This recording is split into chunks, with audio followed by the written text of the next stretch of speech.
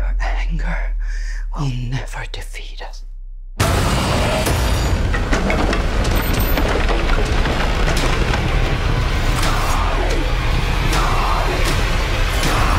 Leave us alone! But we've just started. Guess what? Horror is well and truly back in business for 2018. The wider Hollywood world has finally decided that Blumhouse & Co need to stop being the only ones benefiting from relatively low-budget movies grim reaping all that sweet box office dollar. Helpfully, I've gathered together my most anticipated horror movies in one bloodied clump right here for easy digestion. Let's begin, shall we? Multiple reports are now coming in of parents murdering their own children. Listen to me. We have to get out of the house before Mom and Dad come home. Dad? Who knew that watching Selma Blair and Nicolas Cage try and kill their kids would be this much fun? Mum and Dad happily turns the suburban dream on its head, pitting parents against their beloved spawn in a murderous fight to the death as they're suddenly driven to grievously harm their own offspring. With scenes in the trailer of not-so-loving parents swarming the school gates like some of Romero's finest, and Cage acting like someone has put a firework in his skull as he sings the hokey cokey while armed with a sledgehammer. Put your right foot in! You take your right foot out! Mom and Dad looks like a hilarious, if dark, way to start off the year. Tonight, we're taking game night up a notch. Oh boy. Someone in this room is going to be taken, and it's going to be up to you to find them. It's a murder mystery party. Whoever finds the victim wins the grand prize. You're not going to know what's real and what's fake. Wait a sec, you can't just come in here and break the door like... Oh! It might not be filled with scares, but Jason Bateman and Rachel McAdams' game night is positively packed with death, meaning we get to claim it as our own. The premise here is simple. Imagine settling down to your monthly game night, complete with wine and cheese, and some, actual murder taking place. Of course you would still think it was all make-believe, right? Right. IQ levels of its main characters aside, it looks like there's some genuine hilarity here as Bateman and McAdams go to town. Goons get eaten by jet engines. Guns become very, very real.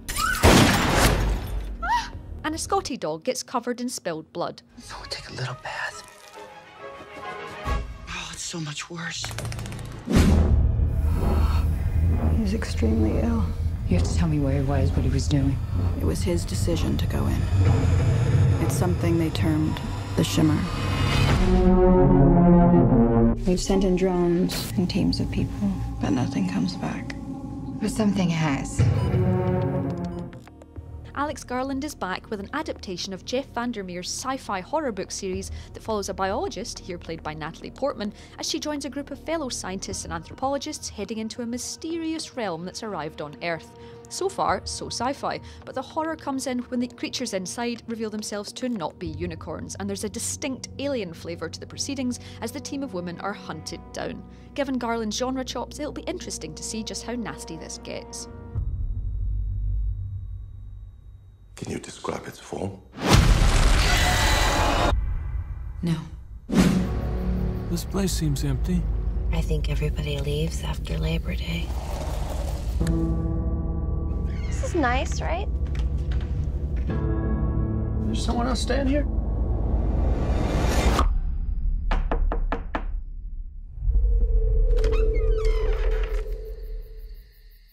Is Tamara home? I think you have the wrong trailer. Doesn't time fly when you're being stalked by doll mask-wearing killers? It's been 10 years since Liv Tyler and Scott Speedman were hunted in their own home by a creepy trio of, well, strangers, so it was about time that Sackface and Co. returned. Things seem a little more chaotic and, dare I say, fun this time around, with a whole family being subjected to the pointy end of knives at a low-end trailer park. There's a distinct 80s vibe to the whole affair too, with Tiffany's I Think We're Alone Now blasting through the trailer. Hopefully things do feel a little fresher though, as we've had no shortage of purges over the last few years to lessen the effectiveness of a scary mask or six. It'll be fun to find out if the strangers can still pack a punch.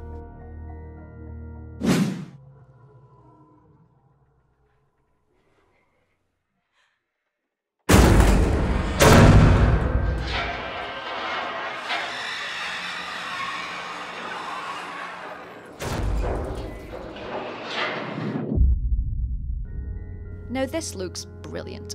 Emily Blunt stars in this atmospheric-looking horror about things that can only hunt you if you make noise. There's no clue in the trailer as to why the terrified family can't move from the farm where they live, but the wooden floor is taped in safe places that can only be trodden on without fear of squeaks, and the only way to converse is sign language. It's unclear exactly what lurks in earshot, but given the giant claw marks on the family home, I'm guessing it's not some orally sensitive hamsters. With everything set to silent, expect jumps aplenty at even the smallest thing. The tension in the trailer alone is enough to claw your own ears off, so I have high hopes for this one. Just don't be that person with the popcorn in the cinema.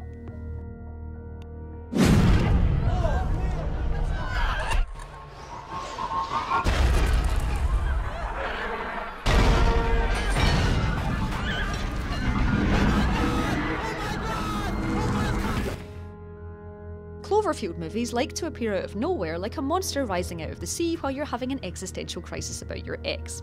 This really doesn't mesh well with the Hollywood marketing cycle, so this addition to J.J. Abrams' universe might not have a name, but it has had its release date moved 3 times already. We know a little more about this sequel than we did about the brilliant 10 Cloverfield Lane. The movie's based on a script originally named God Particle, where a team of astronauts uncover a dangerous secret and end up fighting for their lives on an international space station. I'm going to guess it might be a prequel to the original found footage horror, and we'll see exactly how the Cloverfield creature made it to Earth in the first place. What are your intentions with our sweet Olivia? I needed to find someone with friends that I could trick into coming here. I could tell Olivia was an easy target. I brought you all up here because I'm okay with strangers dying if it means I get to live. Fine, I admit it. I like shit teen movies a lot, and this looks right up my corpse-strewn street. The setup is simple. A simple game of truth or dare going awry when those who don't do the requested truth or indeed dare. I have no idea what the rules are, but who cares when really pretty early 20-somethings start dying in spectacularly awful ways. The trailer alone shows off a Final Destination-style level of love and attention as a young man slips on a billiard ball and breaks himself entirely on his way to the floor. You die. Throw in entirely unexplained but super creepy smiles that make Pennywise look like Ronald McDonald, and Truth or Dare looks like a trashy delight. Did you hear that?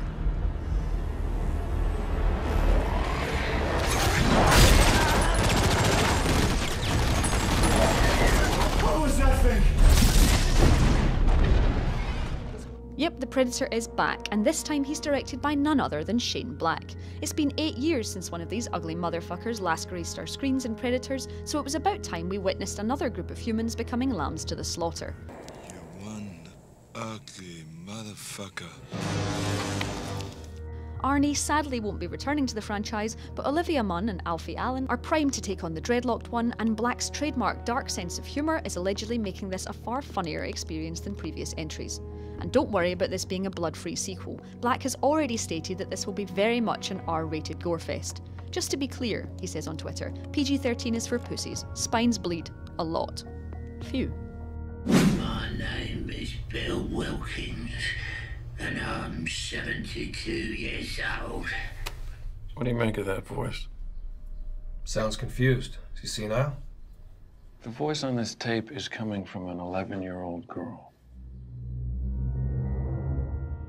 You can scoff, but delving further into the Conjuring universe has already proved to be far too much scary fun. While The Conjuring 2 was a bit of a hot mess, let's not talk about the architecture of an English council house with a creepy flooded basement, last year's Annabelle creation was a delightfully scary surprise, and The Nun could easily follow suit. Starring Thaisa Farmiga, this origin story for the demonic nun Valak is set in 1952, where a young nun has died under mysterious circumstances. Cue much Christ-compelling as a Romanian monastery becomes the battlegrounds between heaven and hell. Given that It writer Gary Doberman is on screenplay duties for a story from himself and James Wan, there's plenty of delicious potential at work here. It's time to get back in the habit. Michael Myers is the most dangerous patient I have ever observed.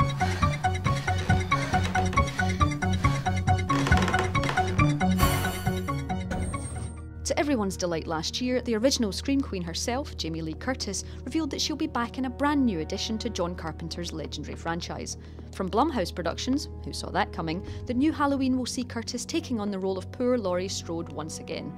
Thankfully, the official canon has been wiped clean of all bloodshed since the original 1978 movie, meaning Strode has been free of Michael for the last 40 years, and helpfully hasn't actually been murdered. Not only is Carpenter executive producer on the project, he's also promised a fresh new soundtrack, meaning this might just be the true Halloween sequel we've been waiting for all these years. H2O? More like H2No. Yes, we've missed a few, Winchester, Ghost Stories and The Purge: The Island to name a few, but we had to cut it down to 10 somehow. Let us know which ones you're looking forward to in the comments below, click the boxes on the left for more content from us, and don't forget to hit that big button in the middle to subscribe for more entertainment news, reviews, previews and more, right here on Games Radar Plus.